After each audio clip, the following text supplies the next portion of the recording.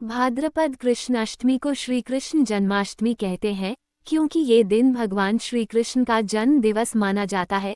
इसी तिथि की घनघोर अंधेरी आधी रात को रोहिणी नक्षत्र में मथुरा के कारागार में वासुदेव की पत्नी देवकी के गर्भ से भगवान श्री कृष्ण ने जन्म लिया था। ये तिथि उसी शुभ घड़ी की याद दिलाती है और सारे देश में बड़ी धूमधाम से मनाई जाती है। जन्माष्टमी के दिन भगवान श्री कृष्ण की जन्म संबंधी कथा भी सुनते सुनाते हैं, जो इस प्रकार है। द्वापर युग में भोजवंशी राजा उग्रसेन मथुरा में राज्य करता था। उसके आत्ताई पुत्र कंस ने उसे गद्दी से उतार दिया और स्वयं मथुरा का राजा बन बैठा। कंस की एक बहन देवकी थी, जिसका विवाह वासुदेव नामक यदुवंशी सरदार से हुआ था। एक समय कंस अपनी बहन देवकी को उसकी ससुराल पहुंचाने जा रहा था। रास्ते में आकाशवाणी हुई, हे कंस, जिस देवकी को तू बड़े प्रेम से ले जा रहा है, उसी में तेरा काल बसता है। इसी के गर्भ से उत्पन्न 8वां बालक तेरा वध करेगा। ये सुनकर कंस वासुदेव को मारने के लिए उद्यत हुआ। तब देवकी ने उससे विनयपूर्वक कहा, मेरे गर्भ से जो संतान होगी, उसे मैं तुम्हारे सामने ला दूंगी। बहनोई को मारने से क्या लाभ है। कंस ने देवकी की बात मान ली और मथुरा वापस चला आया। उसने वासुदेव और देवकी को कारागृह में डाल दिया। वासुदेव देवकी के एक एक करके 7 बच्चे हुए और 7 को जन्म लेते ही कंस ने मार डाला। अब 8वां बच्चा होने वाला था। कारागार में उन पर कड़े पहरे बैठा दिए गए। उसी समय नंद की पत्नी यशोदा को भी बच्चा होने वाला था।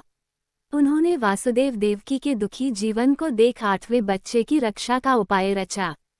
जिस समय वासुदेव देवकी को पुत्र पैदा हुआ, उसी समय संयोग से यशोदा के गर्भ से एक कन्या का जन्म हुआ, जो और कुछ नहीं सिर्फ माया थी। जिस कोठरी में देवकी वासुदेव कैद थे, उसमें अचानक प्रकाश हुआ और उनके सामने शंख, चक्र, गदा, पद्म धारण किए चतुर्भुज भगवान प्रकट हुए। दोनों भगवान के चरणों में गिर पड़े। तब भगवान ने उनसे कहा, अब मैं पुनः नवजात शिशु का रूप धारण कर लेता हूँ।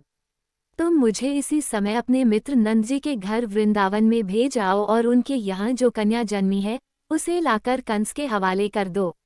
इस समय वातावरण अनुकूल नहीं है, फिर भी तुम चिंता न करो। जागते हुए पहरेदार सो जाएंगे, कारागृह के फाटक अपने आप खुल जाएंगे और उफनती अथाह यमुना तुमको पार जाने का मार्ग दे देगी।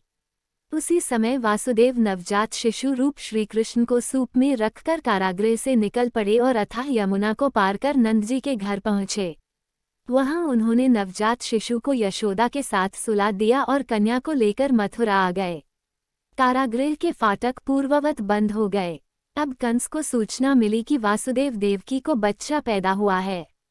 उसने बंदीगृह में जाकर देवकी के हाथ से नवजात कन्या को छीनकर पृथ्वी पर पटक देना चाहा, परंतु वह कन्या आकाश में उड़ गई और वहां से कहा, अरे मूर्ख, मुझे मारने से क्या होगा।